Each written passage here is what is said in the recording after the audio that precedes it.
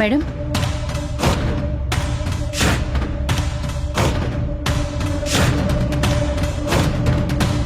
నమస్తే మేడం, బాగున్నారా?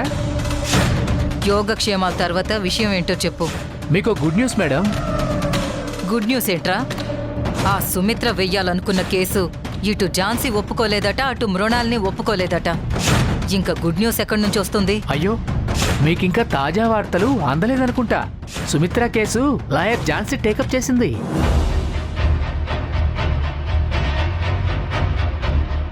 పాపం కృష్ణప్రసాద్ గారు నోటీస్ అందుకున్న క్షణం నుంచి నోట్లోంచి మాట రావట్లేదు. మాట ఎలా వస్తుంది? కేసు టేకప్ చేసింది ఎవరు? క్రిమినల్ లాయర్ మృణాల్ని గారిని కూడా ముప్పు తిప్పలు పెట్టిన లీడింగ్ లాయర్ ఝాన్సీ కదా. మోహన్, నువ్వు చెప్తుంది నిజమే కదా? అక్షరాల నిజం మేడం. నా చేతులతో నేనే వెళ్లి కృష్ణప్రసాద్ గారికి నోటీస్ ఇచ్చాను. ఇంతకీ ఈ కేసు టేకప్ చేసిన లాయర్ ఎవరు సార్? ఝాన్సీ. నిజంగానే ఇది good news Mohan, very good. Congratulations madam.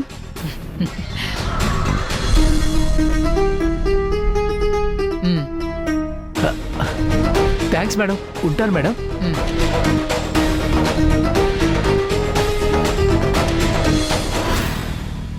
Krishnaprasad, నీకు వచ్చిన కోర్టు నోటీసే నీ పతనానికి పాశుపత్రాస్త్రం కాబోతోంది.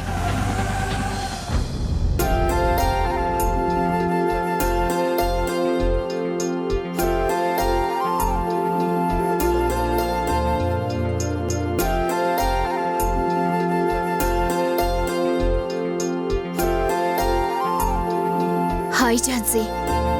హాయ్ ప్రియాంక, కూర్చో. ఏంటిలా వచ్చావు? ఏ, నేను రాకూడదా? అయ్యో, ఎప్పుడైనా రావచ్చు. You are always welcome. ఏమైనా తీసుకుంటావా? ఇంకా ఏమిస్తావు ఝాన్సీ? అవసరంలో ఉన్నవాడికి ఒక వస్తువు డబ్బు ఇస్తే అది సాయం అంటారు. అది తిరిగి సంపాదించుకోవచ్చు. కానీ తను ప్రేమించిన అబ్బాయిని వేరే వాళ్ల కోసం వదులుకుంటే ఏమంటారు? త్యాగమంటారు.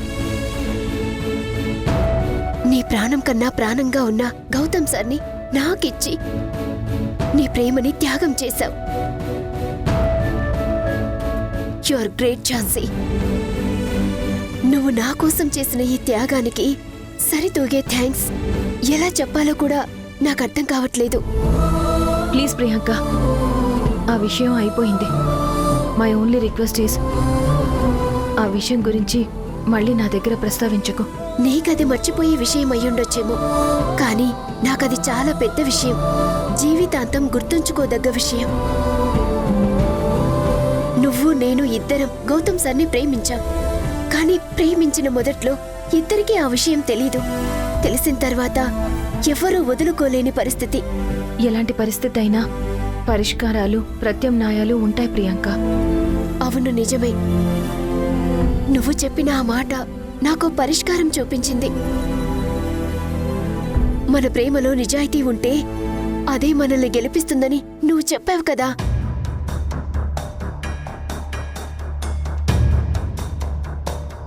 ఆ మాటను నేను తారక మంత్రంలా జపించాను. గుండె ధైర్యంతో ముందుకు నడిచాను. నేననుకున్నట్టుగానే నువ్వు ఓడిపోయి నా ప్రేమని గెలిపించావు. నేను ఓడిపోలేదు ప్రియాంక, నా ప్రేమని వదులుకున్నానంతే. నిజమే. నువ్వు కాకుండా వేరే ఎవరు నీ ప్లేస్లో ఉన్నా గౌతమ్ సార్ లాంటి మంచి మనిషిని వదులుకోలేరు. A friend in need is a friend indeed అంటారు కదా. నీ స్వచ్ఛమైన స్నేహానికి ఇంతకన్నా గొప్ప నిదర్శనం ఏం కావాలి? అందుకే మన ఫ్రెండ్షిప్ టైటానిక్ షిప్ లా మధ్యలోనే మునిగిపోకుండా చిరకాలం ఉండాలని దానికి గుర్తుగా ఈ రింగ్స్ తీసుకొచ్చాను. ఏంటివి? Friendship rings. పట్టు, తొడుగుతాను. ఇప్పుడు ఇవన్నీ ఎందుకు ప్రియాంక? ప్లీజ్, నా కోసం కాదనకు. ప్లీజ్ ఝాన్సీ.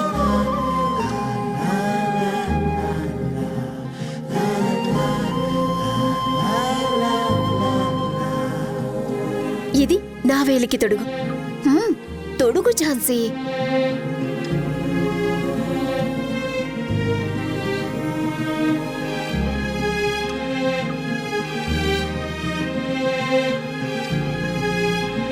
నా స్నేహానికి గుర్తుగా నీకు ఆ రింగ్, నీ త్యాగానికి గుర్తుగా నాకు ఈ రింగ్.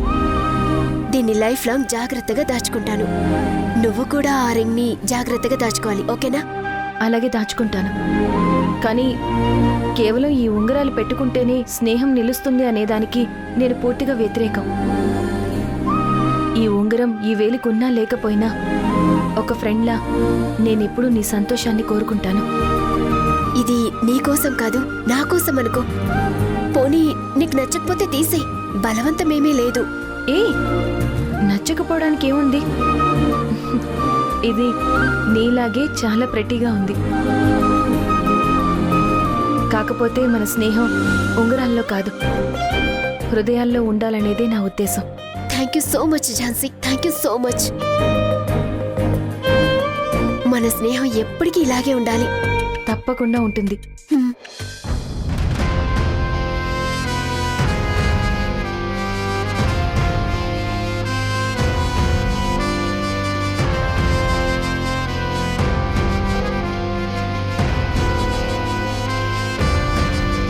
పిల్లలు పేరుకు మాత్రమే వారసులయ్యారు కానీ మన ప్రేమకేనాడు నోచుకోలేదు. వాళ్ళ అచ్చట ముచ్చట తీర్చాల్సిన మనం ఏమీ పట్టనట్టు చూస్తున్నాం. ఏంటండి ఇది? ఆ పసిదానికి ఒంట్లో బాగోలేనప్పుడు అనుకున్న మొక్కు అది తీర్చడానికి వెళ్తుంటే దానికి కూడా అడ్డుపడ్డమేంటండి? ఇంతకన్నా అన్యాయం వేరే ఉంటుందా? మీరే చెప్పండి. అది కాదు కమల, పిల్లలకి ఏదన్నా అయితే ఫైనల్గా బాధపడాల్సింది మనమే కదా. తప్పండి, చాలా తప్పు. ఝాన్సీ వాళ్ళకి ఏమీ కానివ్వదు. వాళ్ళ క్షేమం తప్ప ఝాన్సీకేదీ ముఖ్యం కాదు. తన ప్రాణాలు పణంగా పెట్టైనా వాళ్ళని కంటికి రెప్పలా కాపాడుకుంటూ వస్తుంది. పిల్లల్ని మనకి దగ్గర చేయడానికి ఎన్నో ప్రయత్నాలు చేస్తుంది, ఎన్నో మాటలు పడుతుంది.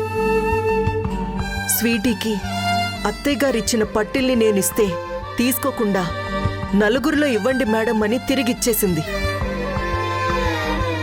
అలాంటి ఝాన్సీని మనం చాలా బాధ పెడుతున్నాం. ఏవేవో ఊహించుకుని నిందలు వేస్తున్నాం. ఇప్పటికైనా మించిపోయిందేమీ లేదు. మామయ్య గారితో మీరొకసారి మాట్లాడండి. దేని గురించి? అదేనండి, పిల్లల్ని ఊరికి పంపించడానికి.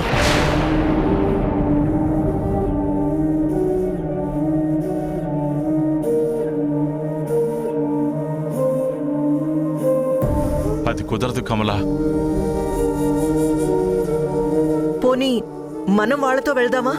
కనీసం అదైనా అడగండి. ఎలా వెళ్తాం కమల? నాన్న ఎందుకు పంపిస్తారు? ఆయన నువ్వు ఇందాకే అడిగావు కదా, వద్దన్నారు కదా, మళ్ళీ నన్ను అడగమంటావేంటి? నేనడిగితే వద్దంటున్నారని మిమ్మల్ని అడగమంటున్నాను. నాన్న ఒప్పుకోరు కమల. అదేంటండి, వాళ్ళని వెళ్ళనివ్వక మనము తీసుకెళ్ళక అమ్మ పెట్టదు అడుక్కొనివ్వదు అన్నట్టు ఇదేమైనా భావ్యంగా ఉందా? ఓ, ఇప్పుడు ఈ డిస్కషన్ అంతా నా దగ్గర ఎందుకు పెడుతున్నావు? పిల్లలు ఊరికెళ్తున్నారని తెలియగానే ఎంతో సంతోషపడ్డారండి. ఇప్పుడు వాళ్ళ ఆశలపైన నీళ్లు చల్లినట్టే అవుతుంది. నా మాట విని ఒక్కసారి మావయ్య గారితో మాట్లాడండి. కమలా, నీకింతకు ముందు ఎన్నోసార్లు చెప్పాను. నాన్న ఒకసారి నువ్వు చెప్పిన తర్వాత నేను మళ్ళీ ఆ విషయం గురించి మాట్లాడను. ఆయన మాటకి ఎదురు చెప్పలేను. మీది మంచితనం అనుకోవాలో మూర్ఖత్వం అనుకోవాలో అర్థం కావడం లేదండి. జరుగుతుంది తప్పు అని తెలిసినా కూడా ఎలా మౌనంగా ఉంటున్నారు? మీకంటూ ఒక అభిప్రాయం ఉండదా? మీకంటూ ఒక అవగాహన ఉండదా? ఆలోచించరా? ఎందుకు ఆలోచించను? అలా ఆలోచించే మొన్న పిల్లలకి గుడ్ మార్నింగ్ చెప్పినందుకే ఎంత పెద్ద గొడవ జరిగిందో చూసావు కదా. అలా ఆలోచించే ఆ రాజే వాళ్ళకి డబ్బులు ఇచ్చినందుకు ఎంత గొడవ జరిగిందో చూసావు కదా.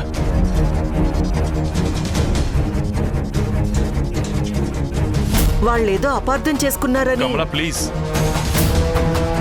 ఈ మధ్య నాకు అసలే బీపీ పెరిగిపోతుంది. ఇప్పుడే టాబ్లెట్స్ కూడా వేసుకున్నాను. నాతో ఎక్కువసేపు ఆర్గ్యూ చేయొద్దు. నీకు నా నిర్ణయాలు నచ్చకపోతే కనీసం వచ్చే జన్మలోనైనా నీ మాట వినే భర్త రావాలని కోరుకో. అది కాదండి, మీరు ఏమండి?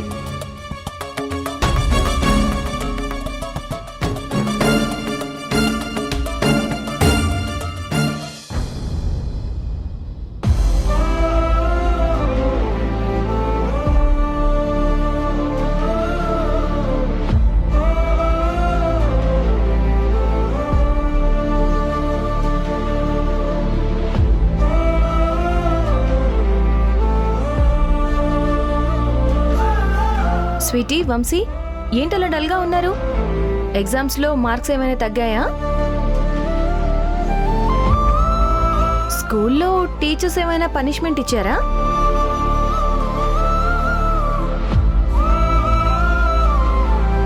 ఏంటి నాన్న, ఎందుకు ఇలా డల్గా ఉన్నారు? ఇలా ఉంటే ఎలా? మన సంక్రాంతికి ఊరెళ్తున్నాం కదా, హ్యాపీగా ఉండాలి కదా. లగేజ్ సర్దుకోవాలి కదా. స్వీటీ, వంశీ, మీ బట్టలు అవి సర్దుకోండి. అన్నీ ఒకే బ్యాగ్లో పెడతాను. స్వీటీ, వంశీకి తెలియదు కదా, హెల్ప్ చేయి. ఏంట్రా, ఏమైంది? ఏం జరిగిందో చెప్పాలి కదా నాకు. అలా సైలెంట్గా ఉంటే ఎలా తెలుస్తుంది? మనం సంక్రాంతికి ఊరు వెళ్ళడం లేదంట కదా. ఎందుకు వెళ్ళట్లేదు? వెళ్తున్నాం. లేదు, వెళ్ళడం లేదంట. ఎవరన్నారు మీతో? పద్మ ఆంటీ చెప్పింది. పద్మ ఆంటీనా? అవును, తనే చెప్పింది. పిక్ తాతయ్య మనం ఊరు వెళ్ళడానికి పర్మిషన్ ఇవ్వలేదంట. మనం వెళ్ళడానికి వీల్లేదని చెప్పింది.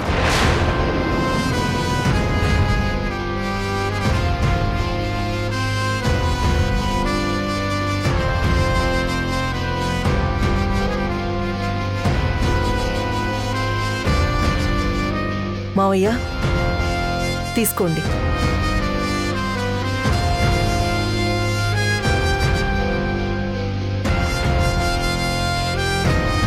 సార్, మిమ్మల్ని ఒక విషయం అడగాలని వచ్చాను. ఏంటి? అది మీకు ఆల్రెడీ తెలుసు అనుకుంటున్నాను. తెలుసు అనుకుంటే చెప్పడం ఎందుకు? కన్ఫర్మేషన్ కోసం సార్. రాణి అనే అమ్మాయి ఉంది కదా సార్. ఎక్కడుంది?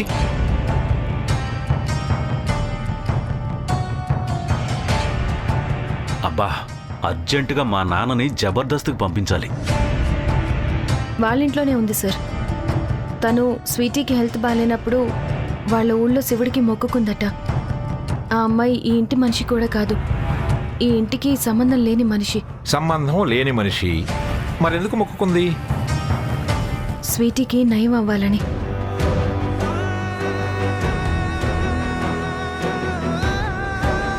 నిస్వార్థంగా పిల్లలు బాగు కోరుకునే తన మంచితనానికైనా విలువిచ్చి పిల్లల్ని ఆ శివయ్య దగ్గరికి తీసుకెళ్ళాలి సార్. దయచేసి నన్ను పిల్లల్ని తీసుకెళ్ళనివ్వండి. తీసుకెళ్ళనివ్వకపోతే మీరే తీసుకువెళ్ళండి.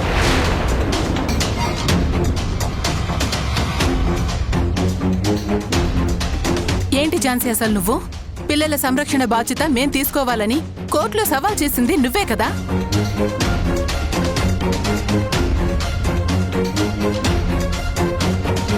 ఆ హక్కు సాధించి పెట్టింది నువ్వే కదా. అలాంటిది నువ్వే ఆ రూల్ బ్రేక్ చేస్తానంటే ఎలా?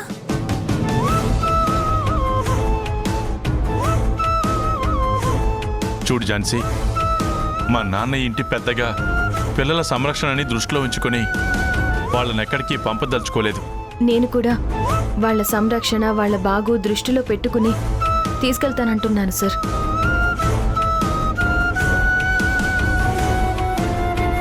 మావయ్య వద్దని చెప్తున్నారు కదా ఝాన్సీ, ఎందుకు మళ్ళీ మళ్ళీ అడుగుతున్నావు? మేడం, నేను ఆల్రెడీ పిల్లలకి ఊరెళ్తున్నట్టు చెప్పాను. వాళ్ళు చాలా సంబరపడిపోయారు. మళ్ళీ మీరు ఇలా ఇప్పుడు వెళ్ళొద్దు అనేసరికి వాళ్ళు ఎంత డిసప్పాయింట్ అయ్యారో తెలుసా? నేను ఆఫీస్ నుంచి వచ్చేసరికి డల్గా కూర్చుని ఉన్నారు. ఎందుకు మీరు పిల్లల మనసుని అర్థం చేసుకోవట్లేదు? అంటే ఏంటి? నాకు పిల్లలు లేరనే కదా నువ్వు అలా మాట్లాడుతుంది?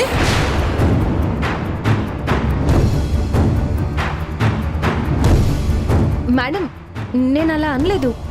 లేదు, నువ్వు అన్న దాంట్లో ఉద్దేశం అదే కదా. తను ఏదో మాట్లాడితే నువ్వెందుకు పెడార్థాలు తీస్తున్నావు? మీరేంటండి నాకు సపోర్ట్ చేయకుండా తనకి సపోర్ట్ గా మాట్లాడతారు? సపోర్ట్ అని కాదు మేడం, నిజం మాట్లాడుతున్నారు. నువ్వు నోరు మూస్తావా?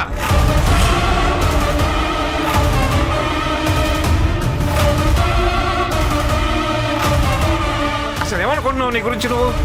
ఇప్పుడు నీ వల్ల వాళ్ళు గొడవ పడాలా? సార్, నేనేం అడగడానికి వచ్చాను, మీరేం మాట్లాడుతున్నారు? అడగడానికి వచ్చావుగా, కుదరదని చెప్పాను కదా, ఇక వెళ్ళిపోవచ్చు కదా. ఇంత ఆర్గ్యుమెంట్ ఎందుకు చేస్తున్నావు? నేను చెప్తున్నాను, ధనుంజయ్ చెప్తున్నాడు, పద్మ చెప్తుంది. ఇంతమంది చెప్తున్నా కానీ నీ చెవికి ఎక్కటం లేదంటే ఏమనుకోవాలి? అహంకారమా? అడిగేవాళ్ళు లేరనా? ఏంటి నీ ధైర్యం? ధైర్యం కాదు సార్, దయ చూపించమంటున్నాను.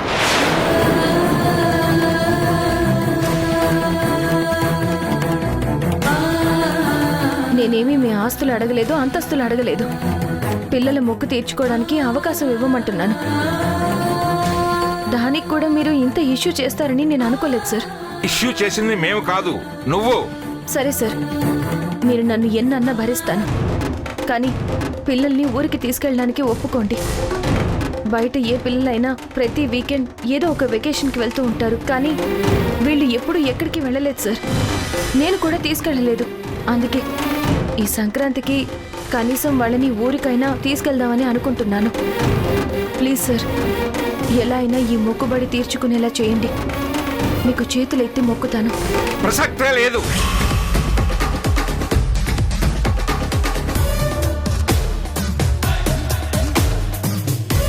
రేపు వాళ్ళకి ఏదైనా అయితే ఎవరు రెస్పాన్సిబిలిటీ? నువ్వు మళ్ళీ కేసేస్తానని తయారవుతావు కదా.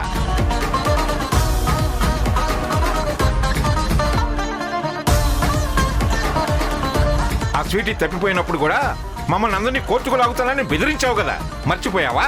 నేనే గుర్తు చేయాలనుకుంటున్నావా?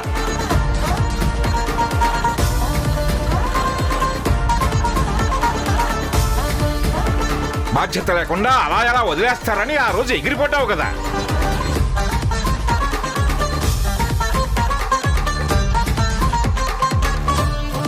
ఎస్, ఆ బాధ్యతతోనే చెప్తున్నాను, పిల్లల్ని పంపించే ప్రసక్తే లేదు. లేదు, పిల్లల్ని తీసుకెళ్తాను అంటావా? ఈ ఇంటికి పిల్లలకి ఎలాంటి సంబంధం లేదని రాసిచ్చి తీసుకెళ్ళు.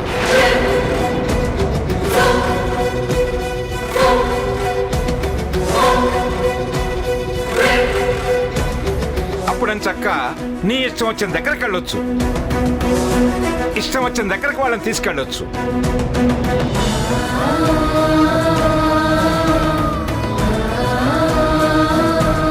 గోదావరి ఏంటి, గంగా, యమున, సరస్వతి మొత్తం చూసి రావచ్చు.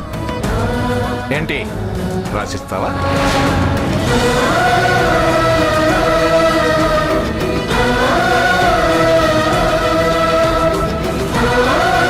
నా మాట కాదని నువ్వు ఒకవేళ పిల్లల్ని తీసుకువెళితే మృణాల్ని చేత నీ మీద కేసు వేయిస్తాను.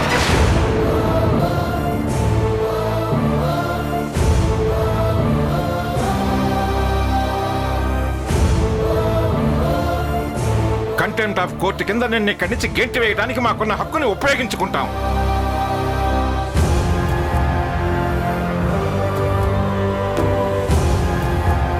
నువ్వు ఈ విషయంలో ఎంత సైలెంట్గా ఉంటే అంత మంచిది ఝాన్సీ. అనవసరంగా కాంప్లికేట్ చేయొద్దు.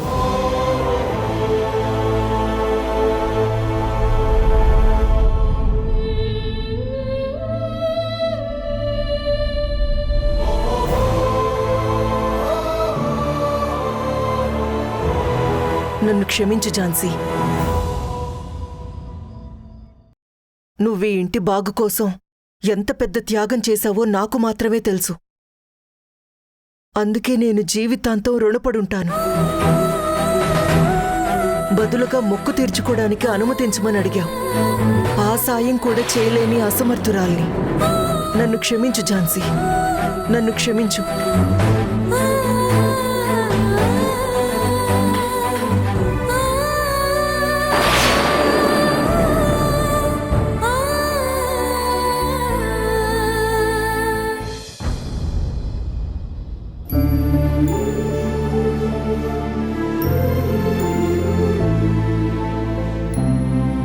పాపం, ఝాన్సీ పిన్ని మన కోసం ఎన్ని కష్టాలు పడుతుందో కదా. అవునక్క. ఇప్పుడు కూడా మనం ఊరు వెళ్ళడానికి బిగ్ తాతయ్య వాళ్ళని పర్మిషన్ అడగడానికి వెళ్ళింది. అక్క, మనం త్వరగా పెద్దోళ్ళమైపోవాలి. ఎందుకు? ఈ ఫ్యామిలీలందరికీ బుద్ధి చెప్పాలి. ముఖ్యంగా బిగ్ తాతయ్యకి చెప్పాలి. అన్నిటికీ డైనోసార్లా అరుస్తాడు. తప్పురా వంశీ, పెద్దవాళ్ళ గురించి అలా మాట్లాడకూడదు. వాళ్ళకి గౌరవం ఇవ్వాలని పిన్ని చెప్తూ ఉంటుంది కదా, మర్చిపోయావా?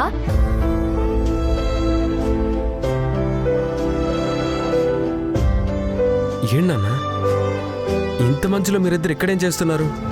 చాలా ఎక్కువగా ఉంది కదా. నేను నీతో మాట్లాడను పో. అదేంటి వంశీ, నేనేం చేశాను? ఎందుకు నా మీద అలిగావు?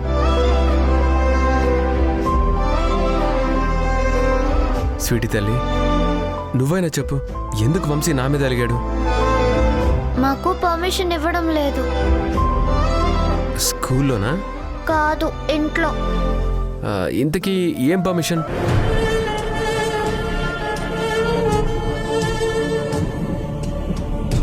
స్వీటీ, వంశీ ఇక్కడ మంచులో కూర్చున్నారేంటి? రండి లోపలికి వెళ్దాం, లేకపోతే జలుబు చేస్తుంది. ఝాన్సీ, పిల్లలేంటి ఏదో పర్మిషన్ అంటున్నారు? నిన్నే ఝాన్సీ, ఏ పర్మిషన్ గురించి మాట్లాడుతున్నారు? పదండి నాన్న, ఇంకా ఇక్కడే ఉంటారేంటి? ఝాన్సీ, సరే అది ఏ పర్మిషన్ అయినా సరే మీరేం కంగారు పడకండి, నేను తాతయ్యతో మాట్లాడతాను. మీ తాతయ్యతో మాట్లాడి పర్మిషన్ తీసుకుంటారా? ఎస్. అంటే మీరు రికమెండేషన్లు సిఫార్సులు చేస్తేనే మాకు అనుమతి వస్తుందా? అప్పుడే మేము ఎక్కడికైనా వెళ్ళాలా? మాకు స్వతంత్రం లేదా? స్వతంత్రం 1947లోనే వచ్చింది కదా. మాకు స్వేచ్ఛ లేదా? ఎందుకు లేదు? మీ స్వేచ్ఛకి ఎవరట్టు చెప్పారు? కాకపోతే ఇప్పుడు చలికాలం కదా, అంత స్వేచ్ఛగా ఎగరాలన్నా కొంచెం కష్టంగానే ఉంటుంది. చూడండి, నేను లాయర్ ఝాన్సీని. నేను పోలీస్ గౌతమ్ని. మీ తాతయ్యని ఏమైనా చేసుకొనివ్వండి, నేను ఎలా అయినా పిల్లల్ని తీసుకెళ్తాను.